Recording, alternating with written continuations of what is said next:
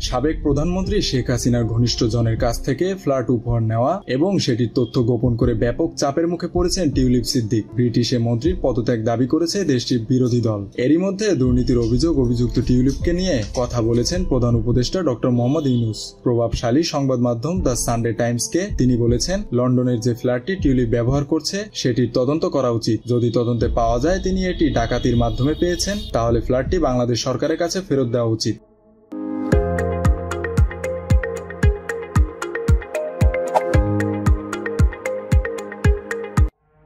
অপরদিকে টিউলিপ সিদ্দিককে বরখাস্ত করতে প্রধানমন্ত্রী কিয়ার স্টারমারের প্রতি আহ্বান জানিয়েছেন দেশটির প্রধান বিরোধী দল কনজারভেটিভ পার্টির প্রধান কেমি ব্যাডেনোচ। তিনি বলেছেন, কিয়ার স্টারমার টিউলিপ সিদ্দিককে বরখাস্ত করার সময় এসেছে। তিনি আরো বলেন, প্রধানমন্ত্রী কিয়ার স্টারমার তার ব্যক্তিগত বন্ধুকে দুর্নীতি বিরোধী মন্ত্রী হিসেবে নিয়োগ করেছেন এবং তিনি নিজেকেই দুর্নীতির অভিযোগে অভিযুক্ত করেছেন। তার জন্মভূমি বাংলাদেশেই। এখন তার বিরুদ্ধে তদন্ত চলছে, যেখানে তিনি এবং পরিবারের 4 সদস্যের বিরুদ্ধে একটি পারমাণবিক বিদ্যুৎ কেন্দ্র থেকে প্রায় 400 কোটি মার্কিন ডলার আত্মসাতের অভিযোগ রয়েছে।